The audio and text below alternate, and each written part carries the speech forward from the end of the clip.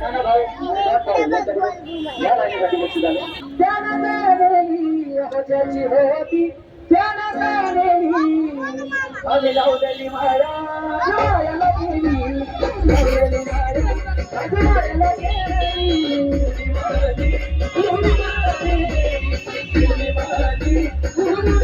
आणि ती चिमणी सापड गेला होता म्हणजे माहिती आज सांगना देवी माझ्या भावाला आज सांगना देवी माझ्या भावाला आई सुखी आहे माझ्या भावाला माझ्या भावाला